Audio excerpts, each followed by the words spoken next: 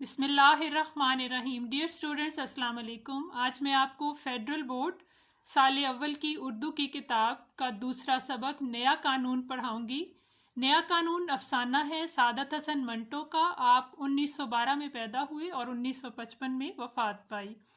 ان کے افسانوں میں سماجی و معاشرتی موضوعات کے بارے میں بات کی گئی ہے۔ افسانہ دراصل لغت میں ایک غیر حقیقی یا جھوٹی کہانی کو کہتے ہیں جو زندگی کا ایک جزو پیش کرتی ہے۔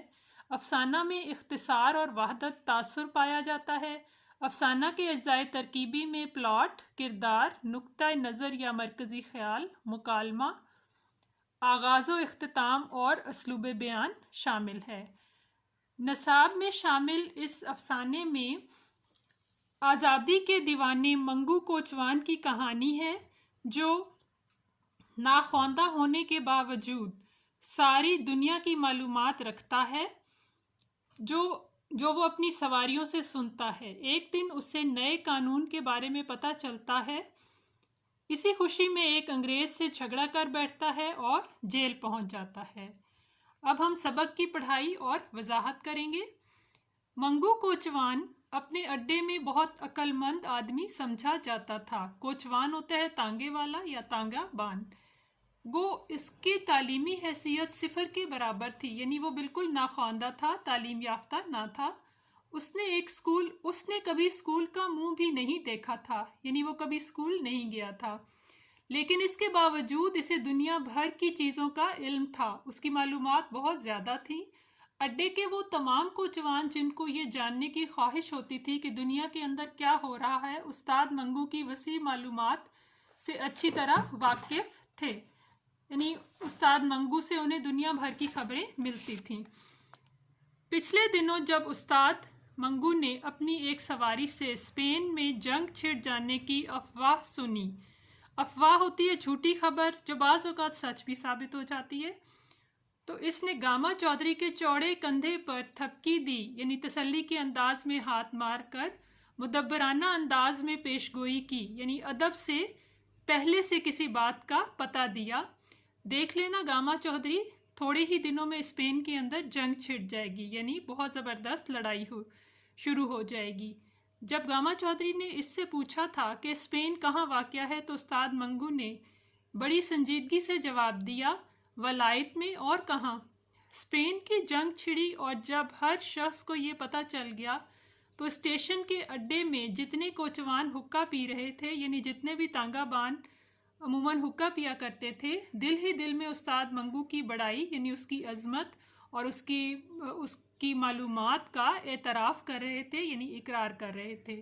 استاد منگو اس وقت مال روڈ کی چمکیلی سطح پر تانگا چلاتے ہوئے، یعنی چمکتی ہوئی سطح پر تانگا چلاتے ہوئے کسی سواری سے تازہ ہندو مسلم فسادات پر تبادلہ خیال کر رہا تھا، یعنی ہندوؤں اور مسلمانوں کے درمیان جھگڑوں کے بارے میں بات کر رہا تھا۔ اس روز شام کے قریب جب وہ اڈے میں آیا تو اس کا چہرہ غیر معمولی طور پر تمتمایا ہوا تھا، یعنی بہت زیادہ سرخ تھا، غصے سے سرخ ہوا تھا۔ چلتے چلتے جب ہندو مسلم فساد کی بات چھڑی، یعنی ہندو اور مسلمانوں کے درمیان جھگڑے کی بات ہوئی، تو استاد منگو نے سر پر سے خاکی پگڑی اتاری اور بغل میں داب کر بڑے مفکرانہ لہجے میں کہا، یعنی بڑے سوچ بچار کے انداز میں بولا، یہ کسی پیر کی بد دعا کا نتیجہ ہے کہ کسی پیر نے ایسی دعا دی ہے کہ ہندوستان میں ہمیشہ جھگڑا اور لڑائی ہی ہوتی رہے۔ آئے دن ہندوؤں اور مسلمانوں میں چاقو چھریاں چلتی رہتی ہیں، اور میں نے اپنے بڑوں سے سنا ہے کہ اکبر بادشاہ نے کسی درویش کا دل دکھایا تھا اور اس درویش نے جل کر یہ بد دعا دی تھی، جا تیرے ہندوستان میں ہمیشہ فساد ہی ہوتے رہیں۔ یہاں پر منگو تانگے والے کی چونکہ معلومات ادھوری اور نامکمل ہیں اور وہ ایک پڑھا لکھا شخص نہیں ہے۔ دراصل اکبر بادشاہ نے دین الہی ایجاد کیا تھا اور وہ لوگوں سے سجدہ کرواتا تھا، اور مجدد الف ثانی نے اس کے سامنے سجدے سے انکار کیا تھا اور تبلیغ کی، اسے اللہ کی وحدانیت کا پیغام دیا، جس کے سلسلے میں انہیں قید و بند کی صحبتیں برداشت کرنی پڑی۔ کچھ اس قسم کی بات جو شاید منگو تانگے والے نے سن رکھی ہے وہ اسی قسم کی بات کر رہا ہے، حالانکہ اس بات کا حقیقت سے کوئی تعلق نہیں ہے کہ اکبر بادشاہ اور کوئی فقیر نے بد دعا دی اور یہ سارے سلسلے، یہ ایک سیاسی معاملہ تھا۔ تو یہ بات ویسے آپ کو سمجھا دی ہے۔ جا تیرے ہندوستان میں ہمیشہ فساد ہی ہوتے رہیں، جھگڑے ہی ہوتے رہیں۔ دیکھ لو جب سے اکبر بادشاہ کا راج ختم ہوا ہے، یعنی حکومت ختم ہوئی ہے، ہندوستان میں فساد پر فساد ہوتے ہیں، یعنی جھگڑے ہی جھگڑے ہوتے ہیں۔ یہ کہہ کر اس نے ٹھنڈی سانس بھری اور پھر حقے کا دم لگا کر بات شروع کی، اور پھر حقے کا کش لگا کر دوبارہ اپنی بات کو جاری رکھا۔ یہ کانگریسی ہندوستان کو آزاد کرانا چاہتے ہیں، یعنی کانگریس کی حکومت، کانگریس کی پارٹی حکومت ہندوؤں کی حکومت بنانا چاہتی ہے۔ میں کہتا ہوں اگر یہ لوگ 1000 سال بھی سر پٹکتے رہیں، یعنی کوشش کرتے رہیں، تو کچھ نہ ہوگا۔ بڑی سے بڑی بات یہ ہوگی کہ انگریز چلا جائے گا اور کوئی اٹلی والا آ جائے گا یا روس والا۔ یہاں منگو تانگے والا اپنے خیالات کا اظہار کر رہا ہے کہ برطانیہ کے چلے جانے کے بعد یہاں پر کوئی اور غیر ملکی حکومت کرنے آ جائیں گی، جس کی بابت میں نے سنا ہے، بابت بارے میں، کہ بہت تگڑا آدمی ہے، کہ بہت ہوشیار ہے، یعنی روس کا حکمران بہت ہوشیار آدمی ہے۔ لیکن ہندوستان سدا غلام رہے گا، کہ ہندوستان میں ہمیشہ غلامی ہی رہے گی۔ ہاں، میں یہ کہنا بھول ہی گیا کہ پیر نے یہ بد دعا بھی دی تھی کہ ہندوستان پر ہمیشہ باہر کے آدمی راج کرتے رہیں گے۔ اب دوبارہ یہ وہی بات کی جا رہی ہے کہ منگو تانگے والا اپنے ہی خیالات کا اظہار کر رہا ہے، حالانکہ اس کا حقیقت سے کوئی تعلق نہیں ہے۔ استاد منگو کو انگریزوں سے بڑی نفرت تھی، اور نفرت کا سبب، وجہ تو وہ یہ بتلایا کرتا تھا کہ ہندوستان پر اپنا سکہ چلاتے ہیں، یعنی اپنی حکمرانی کرتے ہیں اور طرح طرح کے ظلم ڈھاتے ہیں، اور لوگ یہاں کے لوگوں پر، محکوم عوام پر ظلم کرتے ہیں۔ مگر اس تنفر کی سب سے بڑی وجہ یہ تھی، یعنی اس نفرت اور حقارت کی سب سے بڑی وجہ تھی کہ چھاؤنی کے گورے اسے بہت ستایا کرتے تھے، کہ فوجی علاقے کے گورے، یعنی جو اس ملک پر حکمرانی کر رہے تھے، اسے بہت تنگ کرتے تھے۔ وہ اس کے ساتھ ایسا سلوک کرتے تھے گویا وہ ایک ذلیل کتا ہے، یعنی ایک گھٹیا شخص ہے، جیسا کہ آپ کو پتہ ہے غلاموں کے ساتھ سلوک کیا جاتا ہے۔ اس کے علاوہ اسے ان کا رنگ بھی بالکل پسند نہ تھا، یعنی منگو تانگے والے کو گوروں کا رنگ بالکل پسند نہ تھا۔ وہ جب کبھی وہ گورے کے سرخ و سفید چہرے کو دیکھتا تو اسے متلی آتی، یعنی کہہ آتی یا الٹی آتی۔ نامعلوم کیوں وہ کہا کرتا تھا کہ ان کے لال جھریوں بھرے چہرے دیکھ کر مجھے وہ لاش یاد آ جاتی ہے، یعنی وہ مردہ یاد آ جاتا ہے جس کے جسم پر سے اوپر کی جھلی گل گل کر جھڑ گئی ہو، یعنی اوپر کی جلد گل سڑ کر اتر گئی ہو۔ جب کسی شرابی گورے سے اس کا جھگڑا ہو جاتا تو سارا دن اس کی طبیعت مقدر رہتی، یعنی خراب رہتی، اور وہ شام کو اڈے میں آ کر ہل مارکا سگریٹ پیتے، یعنی ایک خاص برانڈ کا نام ہے، وہ سگریٹ پیتے یا حقے کے کش لگاتے، اس گورے کو جی بھر کر سنایا کرتے اور باتیں سناتے۔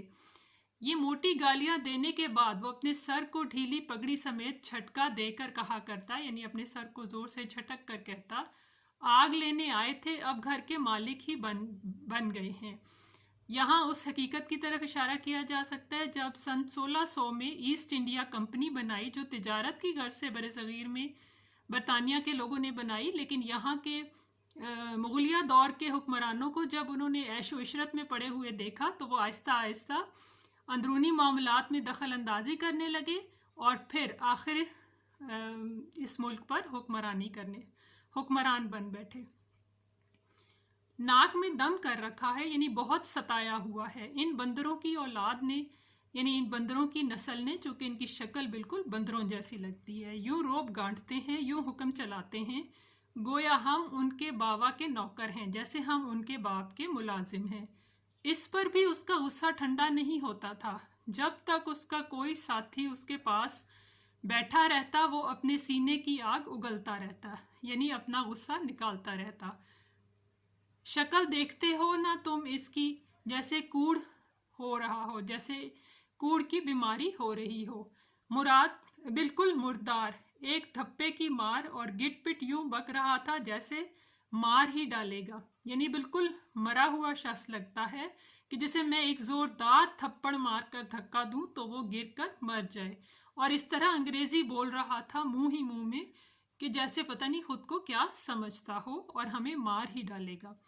تیری جان کی قسم، یہ اپنے دوست سے کہہ رہا ہے کہ تیری جان کی قسم پہلے پہل جی میں آئی کہ ملعون کی کھوپڑی کے پرزے اڑا دوں، کہ ملعون ہوتا ہے جس پر لعنت کی گئی ہو، کہ اس لعنتی کی کھوپڑی کے ٹکڑے ٹکڑے کر دوں، لیکن اس خیال سے ٹل گیا، لیکن رک گیا کہ اس مردود کو مارنا اپنی حد تک ہے، کہ اس برے شخص کو مارنا اپنی ہی بے عزتی ہے۔ یہ کہتے کہتے وہ تھوڑی دیر کے لیے خاموش ہو جاتا اور ناک کو خاکی قمیض سے صاف کرنے کے بعد پھر بڑبڑانے لگ جاتا اور پھر منہ ہی منہ میں بولنے لگ جاتا، قسم ہے بھگوان کی، یعنی ان کے ہندوؤں جسے اپنا خدا سمجھتے ہیں اس کی قسم کھا کر کہہ رہے ہیں کہ ان لاٹ صاحبوں یعنی ان محترموں کے ناز اٹھاتے اٹھاتے تنگ آ گیا ہوں، کہ ان کے نخرے اٹھاتے، ان کے نخرے سہتے بہت تنگ آ چکا ہوں۔ جب کبھی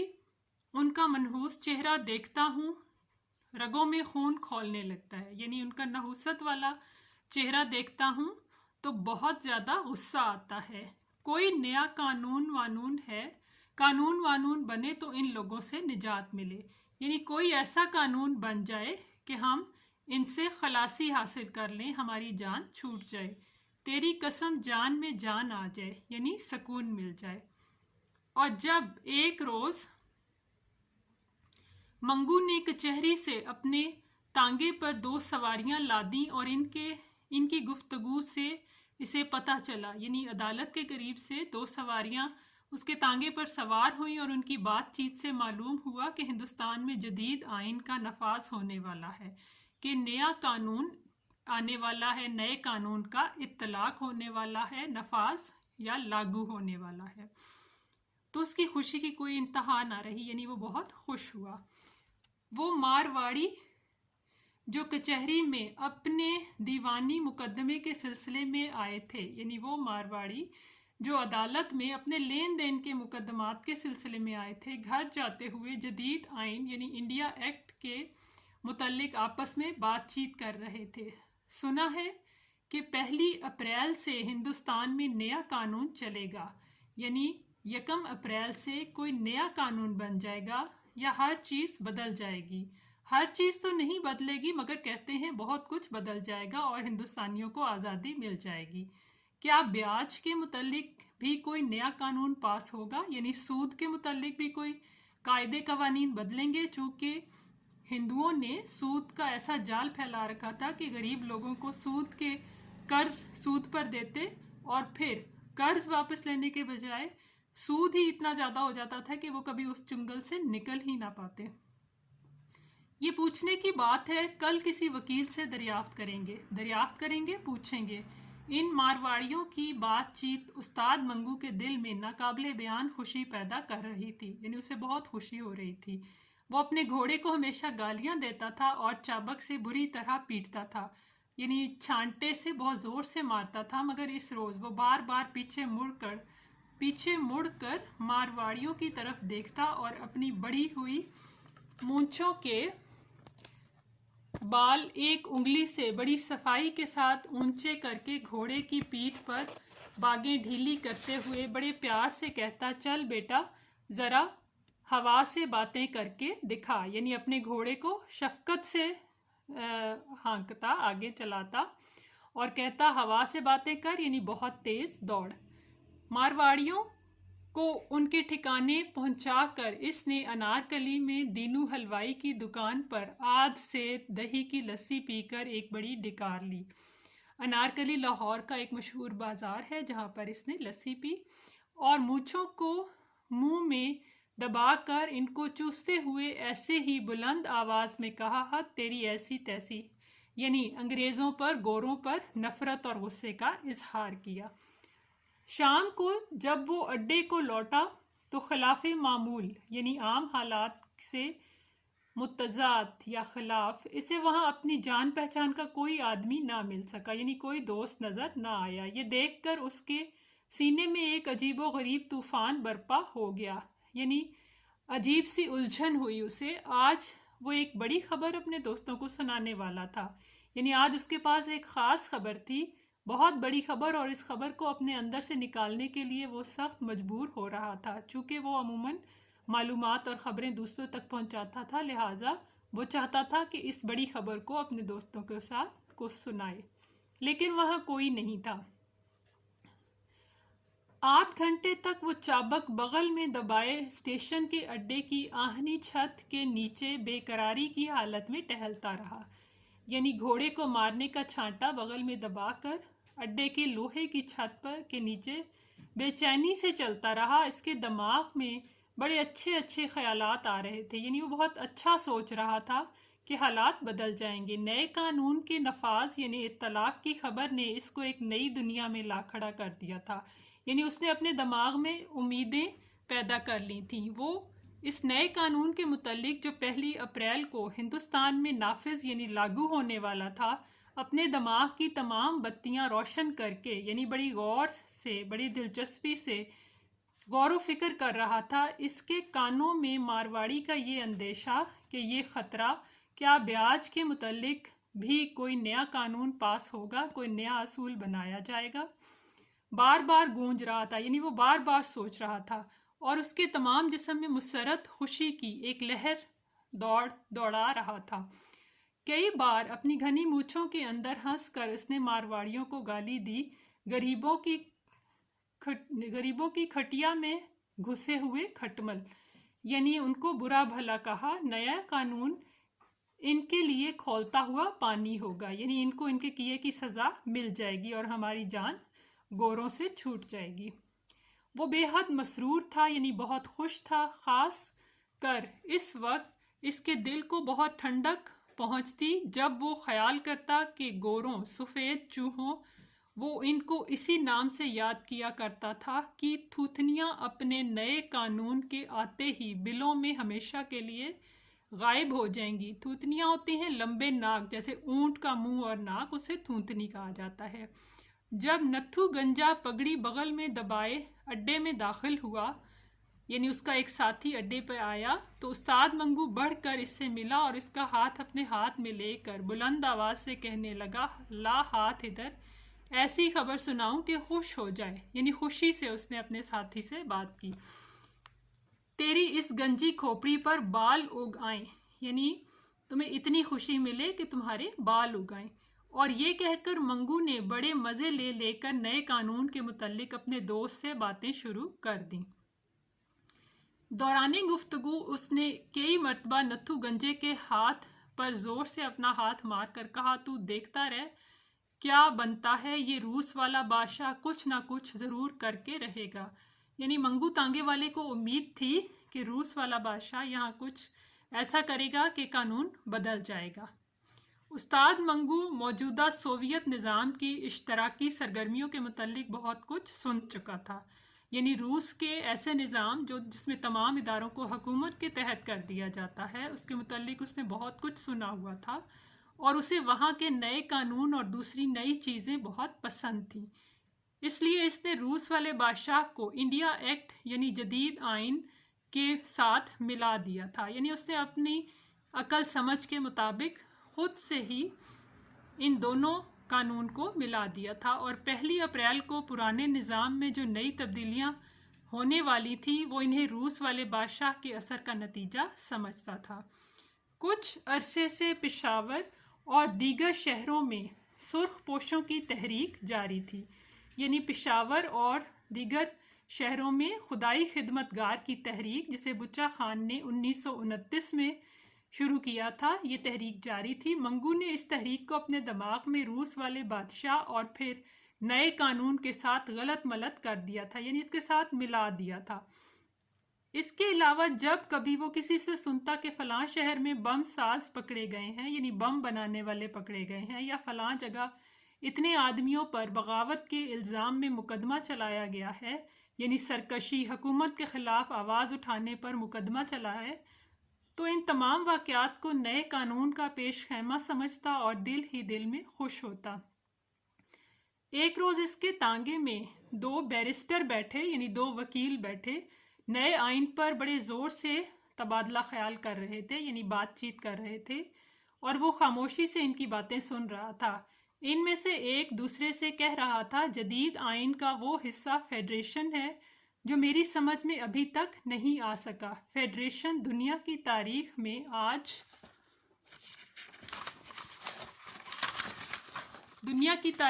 آج تک نہ سنی نہ دیکھی گئی۔ سیاسی نظریہ یعنی سیاسی سوچ سے بھی یہ فیڈریشن بالکل غلط ہے، یعنی یہ فیڈریشن نہیں ہونی چاہیے، بلکہ یوں کہنا چاہیے کہ یہ کوئی فیڈریشن ہے ہی نہیں۔ ان بیرسٹروں کے درمیان جو گفتگو، اس میں بیشتر الفاظ انگریزی کے تھے، اس لیے استاد منگو صرف اوپر کے جملے ہی کو کسی قدر سمجھا اور اس نے کہا، یہ لوگ ہندوستان میں نئے قانون کی آمد کو برا سمجھتے ہیں، یعنی یہ نہیں چاہتے کہ نیا قانون آئے اور نہیں چاہتے کہ ان کا وطن آزاد ہو۔ چنانچہ اس خیال کے زیر اثر اس نے کئی مرتبہ ان دو بیرسٹروں کو حقارت یعنی نفرت کی نظر سے دیکھ کر کہا، ٹوڈی بچے یعنی شرارتی بچے۔ جب کبھی وہ کسی کو دبی زبان میں ٹوڈی بچہ کہتا، یعنی آہستہ دل میں ٹوڈی بچہ کہتا، تو یہ محسوس کر کے بڑا خوش ہوتا کہ اس نے اس نام کو صحیح جگہ استعمال کیا ہے، کہ وہ شریف آدمی اور ٹوڈی بچے کی تمیز کرنے کی اہلیت رکھتا ہے، کہ وہ جانتا ہے اس کے اندر یہ اہلیت، یہ صلاحیت ہے کہ کون شخص شریف ہے اور کون رذیل ہے، یعنی شرارتی ہے۔ اس واقعے کے تیسرے روز وہ گورنمنٹ کالج کے 3 طلبہ کو اپنے تانگے میں بٹھا کر مزنگ جا رہا تھا، یہ جگہ کا نام ہے۔ اس نے ان 3 لڑکوں کو آپس میں یہ بات کرتے سنا، نئے قانون نے میری امیدیں بڑھا دی ہیں۔ اگر صاحب اسمبلی کے ممبر ہو گئے تو کسی سرکاری دفتر میں ملازمت ضرور مل جائے گی، کہ ضرور سرکاری نوکری مل جائے گی۔ ویسے بھی بہت سی جگہیں اور نکلیں گی، شاید اسی گڑبڑ میں ہمارے ہاتھ بھی کچھ آ جائے کہ شاید قانون بدلے تو ہمیں بھی نوکریاں مل جائیں۔ ہاں کیوں نہیں، وہ بیکار گریجویٹ جو مارے پھر رہے ہیں، یعنی وہ BA پاس لوگ جو مشکل حالات میں ہیں، ان میں کچھ تو کمی آئے گی، یعنی کچھ تو نوکری حاصل کرنے میں کامیاب ہو جائیں گے۔ اس گفتگو نے استاد منگو کے دل میں جدید آئین کی اہمیت اور بھی بڑھا دی، یعنی نئے قانون کو اور بھی بہتر کر کے اس کے دماغ میں پیش کیا۔ وہ اس کو ایسی چیز سمجھنے لگا جو بہت چمکتی ہو، نیا قانون۔ وہ دن میں کئی بار سوچتا، یعنی کوئی نئی چیز، اور ہر بار اس کی نظروں کے سامنے اپنے گھوڑے کا وہ ساز آ جاتا جو اس نے 2 برس ہوئے چودھری خدا بخش سے اچھی طرح ٹھونک بجا کر، یعنی جانچ پڑتال کر کے خریدا تھا۔ اس ساز میں جب وہ نیا تھا، جگہ جگہ لوہے کی نکل چڑھی ہوئی کیلیں چمکتی تھیں، یعنی بہت خوبصورت لگتا تھا۔ جہاں جہاں پیتل کا کام تھا وہ تو سونے کی طرح دمکتا تھا، یعنی چمکتا تھا۔ اس لحاظ سے بھی نئے قانون کا درخشاں و تاباں یعنی روشن ہونا بہت ضروری تھا۔ مراد یہ کہ منگو تانگے والے نے اپنے ذہن میں ایک خاکہ بنا لیا تھا کہ نئے قانون کے تحت ہمیں ہندوستانیوں کو انگریزوں سے نجات مل جائے گی اور ہم اپنے ملک میں آزاد ہو جائیں گے، جبکہ یہ اس کی خام خیالی تھی۔ 1 اپریل تک استاد منگو نے جدید آئین کے خلاف اور اس کے حق میں بہت کچھ سنا، یعنی اس کے مخالفت میں بھی اور اس کے حق میں بھی، اس کے بارے میں مثبت بھی بہت کچھ سنا، مگر اس کے متعلق جو تصور وہ اپنے ذہن میں قائم کر چکا تھا، یعنی جو سوچ وہ بنا چکا تھا، بدل نہ سکا۔ وہ سمجھتا تھا کہ 1 اپریل کو نئے قانون کے آتے ہی سب معاملہ صاف ہو جائے گا، سب کچھ ٹھیک ہو جائے گا، انہیں غلامی سے نجات مل جائے گی، اور اس کو یقین تھا کہ اس کی آمد پر جو چیزیں نظر آئیں گی ان سے اس کی آنکھوں کو ٹھنڈک پہنچے گی، یعنی اسے سکون ملے گا۔ آخرکار مارچ کی 31 دن ختم ہو گئے اور اپریل کے شروع ہونے میں رات کے چند خاموش گھنٹے باقی رہ گئے، یعنی کچھ ساعتیں باقی رہ گئیں۔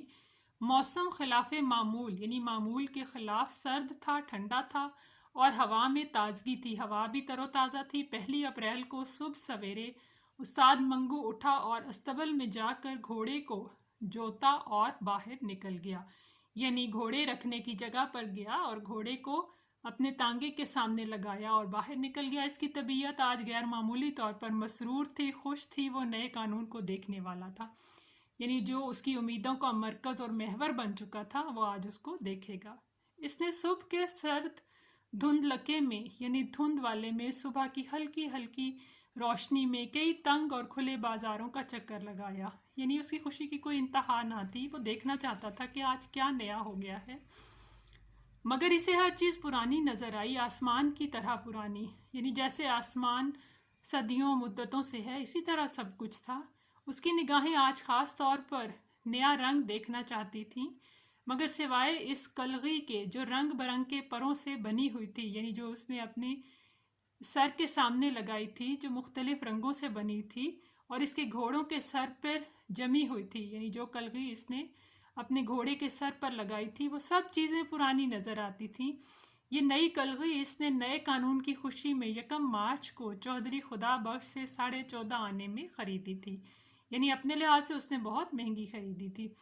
گھوڑے کی ٹاپوں کی آواز، کالی سڑک اور اس کے آس پاس تھوڑا تھوڑا فاصلہ چھوڑ کر لگائے ہوئے بجلی کے کھمبے، دکانوں کے بورڈ اور گھوڑوں کے گلے میں پڑے ہوئے گھنگروؤں کی جھنجھناہٹ، یعنی گھنگروؤں کی خاص آواز، بازار میں چلتے پھرتے آدمی، ان میں سے کوئی چیز نئی تھی۔ ظاہر ہے کہ کوئی بھی نہیں، لیکن استاد منگو مایوس نہیں تھا، یعنی اسے ابھی بھی امید تھی کہ کچھ نیا ہونے والا ہے۔ ابھی بہت سویر ہے، دکانیں بھی تو سب کی سب بند ہیں، اس خیال سے اسے تسکین تھی، یعنی سکون تھا۔ اس کے علاوہ یہ بھی سوچتا تھا ہائی کورٹ میں 9 بجے کے بعد ہی کام شروع ہوتا ہے، یعنی بڑی عدالت میں 9 بجے کے بعد ہی کارروائی ہوگی۔ اب اس سے پہلے نیا قانون کا کیا نظر آئے گا؟ جب اس کا تانگا گورنمنٹ کالج کے دروازے کے قریب پہنچا تو کالج کے گھڑیال نے بڑی رعونت سے 9 بجائے، یعنی بڑے تکبر سے 9 بجائے۔ جو طلبہ کالج کے دروازے سے باہر نکل رہے تھے خوش پوش تھے، یعنی اچھے لباس میں تھے، مگر استاد منگو کو نہ جانے ان کے کپڑے میلے میلے کیوں نظر آئے، یعنی اسے اچھے نہ لگے۔ شاید اس کی وجہ یہ تھی کہ اس کی نگاہیں، اس کی نظریں آج بھی خیرہ کن، یعنی حیران کر دینے والے جلوے کا نظارہ کرنے والی تھیں، یعنی وہ کچھ ایسا دیکھنا چاہتا تھا جو اسے حیران کر دے۔ تانگے کو دائیں ہاتھ موڑ کر وہ تھوڑی دیر بعد پھر انارکلی میں تھا۔ بازار کی آدھی دکانیں کھل چکی تھیں اور اب لوگوں کی آمد و رفت، یعنی آنا جانا بھی بڑھ گیا تھا۔ حلوائی کی دکانوں پر گاہکوں کی خوب بھیڑ تھی، یعنی رش تھا۔ منیاری والوں کی نمائشی چیزیں، یعنی نمود و نمائش کی چیزوں کی جو دکانیں تھیں، وہاں پر لوگوں کو دعوت نظارہ دے رہی تھیں، یعنی دیکھنے کے قابل تھیں، اور بجلی کے تاروں پر کئی کبوتر آپس میں لڑ جھگڑ رہے تھے، یعنی وہی پہلے جیسا ماحول تھا۔ مگر استاد منگو کے لیے ان تمام چیزوں میں کوئی دلچسپی نہ تھی، یعنی اسے کسی چیز سے کوئی رغبت نہ تھی۔ وہ نئے قانون کو دیکھنا چاہتا تھا، ٹھیک اسی طرح جس طرح وہ اپنے گھوڑے کو دیکھ رہا تھا، یعنی وہ اپنی نظروں سے کوئی خاص چیز دیکھنا چاہتا تھا جس کی وہ کئی دنوں سے امید لگائے بیٹھا تھا۔ جب استاد منگو کے گھر میں بچہ پیدا ہونے والا تھا تو اس نے 4-5 مہینے بڑی بے قراری، یعنی بے چینی میں گزارے تھے۔ اس کو یقین تھا کہ بچہ کسی نہ کسی طرح، کسی نہ کسی دن ضرور پیدا ہوگا، مگر وہ انتظار کی گھڑیاں نہیں کاٹ سکتا تھا، یعنی وہ بے چین تھا۔ وہ چاہتا تھا کہ اپنے بچے کو ایک نظر دیکھ لے، اس کے بعد وہ پیدا ہوتا رہے گا۔ ایک مرتبہ وہ انتظار کرتے کرتے اس قدر تنگ آ گیا کہ اپنی بیوی پر برس پڑا، یعنی غصے ہو گیا۔ تو ہر وقت مردے کی طرح پڑی رہتی ہے، یعنی تو سست رہتی ہے، ذرا اٹھ کر چل پھر، تیرے انگ میں، تیرے جسم میں تھوڑی سی طاقت آئے، توانائی آئے، یوں تختہ بنے رہنے سے کچھ نہ ہو سکے گا۔ تو سمجھتی ہے کہ اس طرح لیٹے لیٹے بچہ جن دے گی، یعنی بچہ پیدا کر دے گی۔ مراد یہ کہ اس کی طبیعت میں، اس کے مزاج میں بے چینی اور جلد بازی تھی۔ استاد منگو طبعاً بہت جلد باز واقع ہوا تھا، یعنی اس کے مزاج میں بہت جلد بازی تھی۔ وہ ہر سبب کی عملی شکل دیکھنے کا خواہش مند تھا، یعنی وہ ہر وجہ کو عملی طور پر مکمل دیکھنا چاہتا تھا، بلکہ متجسس تھا، یعنی اسے تجسس ہوتا تھا، اسے تلاش رہتی تھی۔ اس کی بیوی گنگا دیوی اس کی اس قسم کی بے قراری، یعنی بے چینی کو دیکھ کر عام طور پر یہ کہا کرتی تھی، ابھی کنواں کھودا نہیں گیا اور پیاس سے نڈھال ہو رہے ہو، یعنی وقت سے پہلے بے چین ہو جاتے ہو۔ کچھ بھی ہو، مگر استاد منگو نئے قانون کے انتظار میں اتنا بے قرار نہیں تھا इतना बेचैन नहीं था जितना इसे अपनी तबीयत के लिहाज से होना चाहिए था। वो नए कानून को देखने के लिए घर से निकला था, ठीक इसी तरह जैसे वो गांधी या जवाहरलाल के जुलूस का नज़ारा करने के लिए निकला करता था, यानी इनके जलसों को देखने के लिए निकलता था। लीडरों की अज़मत का अंदाज़ा उस्ताद मंगू हमेशा उनके जुलूस के हंगामों और उनके गले में डाले हुए फूलों के हारों से किया करता था। कोई लीडर गेंदे के फूलों से लदा हुआ, ये पीले रंग के बड़े बड़े फूल होते हैं, उस्ताद मंगू के नज़दीक वो बड़ा आदमी था। और अगर लीडर के जुलूस में भीड़ के बायस 2-3 फसाद यानी झगड़े होते होते रह जाते तो इसकी निगाहों में वो और भी बड़ा था। अब नए कानून को अपने जहन में इसी तराजू में तोलना चाहता था, यानी उसने खुद से एक तस्वुर बना रखा था कि बड़ा सियासी लीडर कौन होता है। अनारकली से निकलकर वो माल रोड की चमकीली सतह पर अपने घोड़े को आहिस्ता आहिस्ता चला रहा था कि मोटरों की दुकान के पास इसे छावनी के एक सवारी मिल गई। किराया तय करने के बाद इसने अपने घोड़े को चाबक दिखाई, यानी ज़ोर से मारा और दिल में ख्याल किया, चलो ये भी अच्छा हुआ, शायद छावनी ही से नए कानून का पता चल जाए, यानी अदालत के करीब से ही कुछ पता चल जाए या फौजियों के इलाके से ही कुछ मालूमात मिल जाए। छावनी पहुंचकर उस्ताद मंगू ने सवारी को इसकी मंजिल मकसूद यानी मुराद की जगह पर उतार दिया और जेब से सिगरेट निकालकर हाथ की आखिरी 2 उंगलियों में दबाकर सुलगाया यानी जलाया और पिछली जगह पर गद्दे पर बैठ गया, यानी तसल्ली से बैठ गया। जब उस्ताद मंगू को किसी सवारी की तलाश नहीं होती थी या इसे किसी बीते हुए यानी गुजरे हुए वाक़े पर गौर करना होता था, सोचना होता था, वो आम तौर पर अगली नशिस्त को छोड़कर पिछली जगह पर इत्मीनान से तसल्ली से बैठकर अपने घोड़े की बागें दाएं हाथ के गिर्द लपेट लिया करता था, यानी वो रस्सियाँ दाएं हाथ के गिर्द लपेट कर आराम से बैठ जाता था। ऐसे मौक़ों पर इसका घोड़ा थोड़ा सा हनहनाने के बाद बड़ी धीमी चाल से यानी आहिस्ता आहिस्ता चलना शुरू कर देता था, गोया इसे कुछ देर के लिए भाग दौड़ से छुट्टी मिल गई, यानी वो भी तसल्ली में आ जाता था। घोड़े की चाल और उस्ताद मंगू के दिमाग में ख्यालात की आमद बहुत सुस्त थी, यानी आहिस्ता थी। इस तरह घोड़ा आहिस्ता आहिस्ता कदम उठा रहा था। इसी तरह उस्ताद मंगू के जहन में नए कानून के मुतल्लिक नए कयासात यानी नए अंदाजे दाखिल हो रहे थे। वो नए कानून की मौजूदगी में म्यूनसिपल कमेटी यानी म्यूनसिपल कॉरपोरेशन से तांगों के नंबर मिलने के तरीके पर गौर कर रहा था कि तांगों के नंबर अब किस तरह मिला करेंगे। वो इस काबिल गौर बात को आईने जदीद की रोशनी में देखने की सही यानी कोशिश कर रहा था। वो इस सोच विचार में गर्क था, डूबा हुआ था। इसे यूं मालूम हुआ जैसे किसी सवारी ने इसे बुलाया। पीछे पलट कर देखने से इसे सड़क के दूर बिजली के खंबे के पास एक गोरा खड़ा नजर आया, यानी एक अंग्रेज नजर आया जो इसे हाथ हिलाकर बुला रहा था, यानी इशारा कर रहा था। जैसा कि बयान किया जा चुका है, उस्ताद मंगू को गोरों से बेहद नफरत थी, यानी बहुत ज़्यादा हकारत से देखता था। जब उसने अपने ताज़ा गाहक को गोरों की शक्ल में देखा तो इसके दिल में नफरत के जज्बात बेदार हो गए, यानी और जाग उठे। पहले तो इसके जी में आई कि बिल्कुल तवज्जो ना दे, यानी उसकी तरफ बिल्कुल ना देखे और इसको छोड़ कर चला जाए, मगर बाद में इसको ख्याल आया कि इनके पैसे छोड़ना भी बेवकूफ़ी है, यानी किराया छोड़ना भी बेवकूफ़ी है। कलगी पर जो मुफ्त के 14.5 आने खर्च कर दिए हैं, इनकी जेब ही से वसूल करने चाहिए। चलो चलते हैं। खाली सड़क पर बड़ी सफाई से तांगा मोड़कर इसने घोड़े को चाबक दिखाया, यानी घोड़े को ज़ोर से चलाया और आंख झपकने में वो बिजली के खंबे के पास पहुंच गया। घोड़े की बागें खींचकर इसने तांगा ठहराया, यानी तांगे को रोका। वो पिछली नशिस्त पर बैठे बैठे गोरे से पूछा, साहब बहादुर कहाँ जाना मांगता है? इस सवाल में बला का तंजिया अंदाज था, यानी बहुत गुस्सा था, तंज करने का तरीका था। साहब बहादुर कहते वक्त इसका ऊपर का मूंछों भरा होंठ नीचे की तरफ खींच गया और पास ही गाल के इस तरफ जो मध्यम यानी हल्की सी लकीर नाक के नथने से ठोड़ी के बालाई ऊपर के हिस्से तक चली जा रही थी, ایک لرزش کے ساتھ گہری ہو گئی، یعنی ایک چھوٹی سی حرکت کے ساتھ مزید گہری ہو گئی، گویا اس نے نوکیلے چاقو سے شیشم کی ایک سانولی لکڑی میں دھاری ڈال دی ہو۔ یعنی کچھ اپنے انداز سے بھی اس نے غصے کا اظہار کیا۔ اس کا سارا چہرہ ہنس رہا تھا اور اپنے اندر اس نے اس گورے کو سینے کی آگ میں جلا کر بھسم کر ڈالا تھا۔ یعنی بظاہر وہ ہنس رہا تھا لیکن اسے گورے پر بہت غصہ آ رہا تھا۔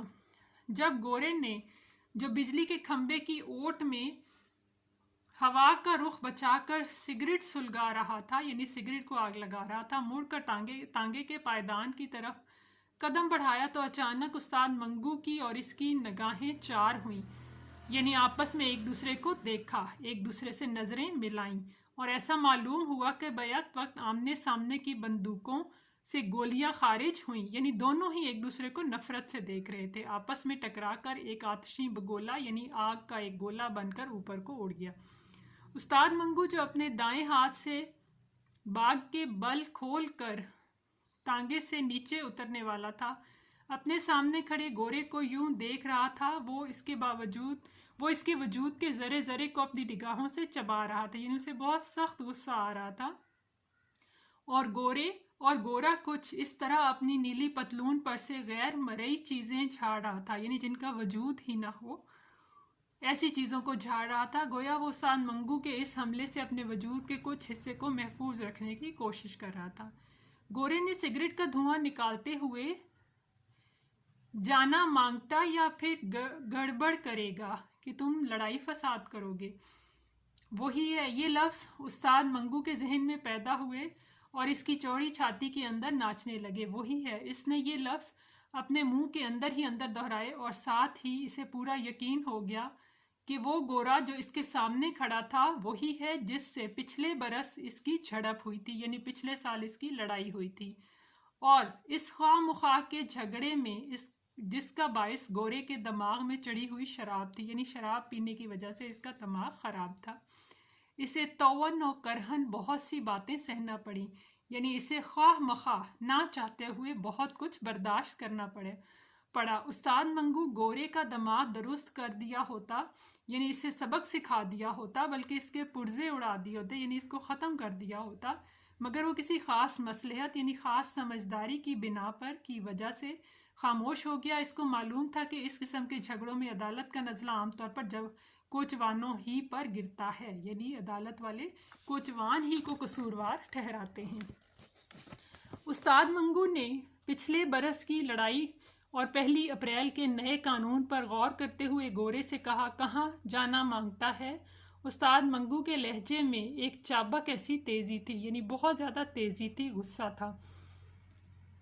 گورے نے جواب دیا، ہیرا منڈی، کرایہ 5 روپے ہوگا۔ استاد منگو مونچھیں تھر تھرائیں، یعنی استاد منگو نے بڑے خاص انداز میں اس سے کہا۔ یہ سن کر گورا حیران ہو گیا، حیرت زدہ ہو گیا، وہ چلایا، وہ چیخا، 5 روپے کیا تم؟ یعنی اسے بہت حیرت ہوئی کہ یہ بہت زیادہ کرایہ ہے۔ ہاں 5 روپے، یہ کہتے ہوئے استاد منگو داہنا بالوں بھرا ہاتھ کھینچ کر ایک وزنی گھونسے کی شکل اختیار کر گیا، یعنی اپنے ہاتھ کو ایک مکے کی شکل دے لی۔ کیوں جاتے ہو یا بیکار باتیں بناؤ گے؟ استاد منگو کا لہجہ زیادہ سخت ہو گیا، یعنی اسے اور غصہ آ گیا۔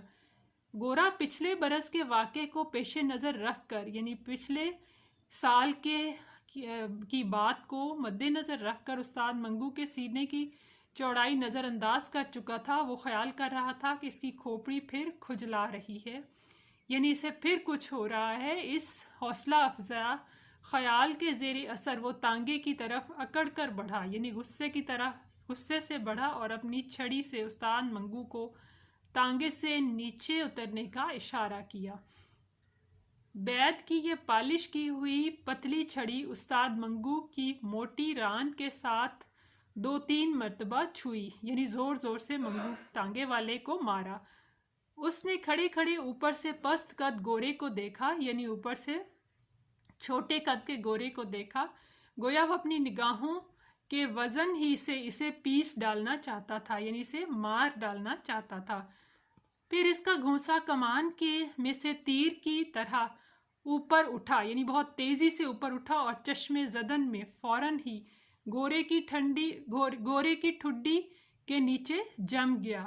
धक्का देकर उसने गोरे को परे हटाया, यानी जोर से मारा और नीचे उतरकर इसे धड़ाधड़ पीटना शुरू कर दिया, यानी जोर और शोर से मारना शुरू कर दिया, क्योंकि मंगू तांगे वाला एक मजबूत और ताकतवर आदमी था।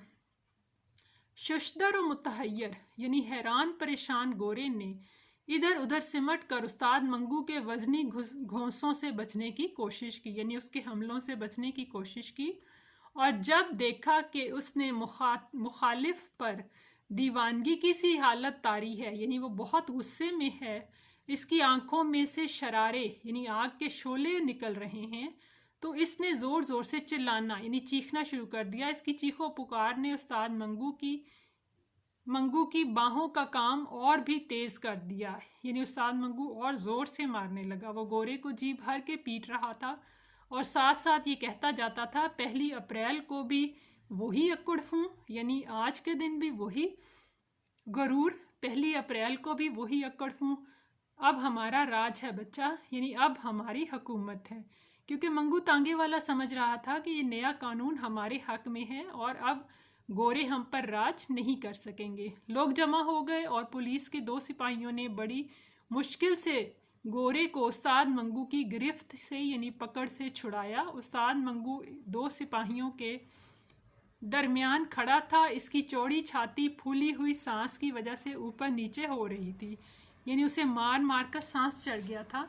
मुंह से झाग बह रहा था, यानी शदीद गुस्से में था, और अपनी मुस्कुराती हुई आंखों से हैरत ज़दा मजमे की तरफ देखकर वो हाँफती हुई आवाज़ में कह रहा था, यानी हैरान होते हुए लोगों को देख रहा था, वो दिन गुजर गए जब खलील खान फाख्ता उड़ाया करते थे, यानी अब हालात बदल गए।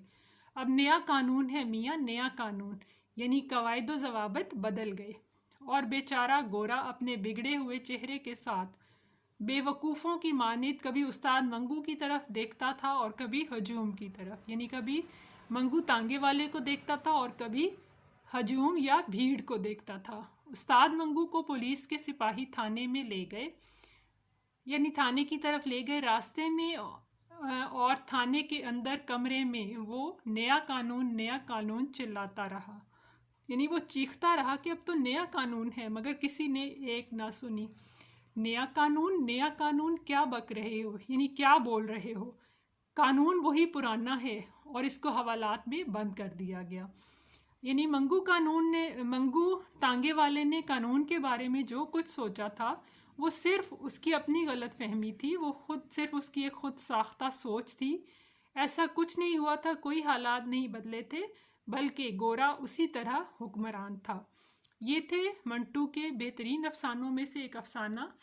उम्मीद है आपको वीडियो की समझ आ गई होगी और सबक को अच्छी तरह समझ लिया होगा। वीडियो को लाइक करें, शेयर करें और चैनल को सब्सक्राइब करें ताकि आप आने वाली मज़ीद वीडियो से मुस्तफ़ीद हो सकें। शुक्रिया।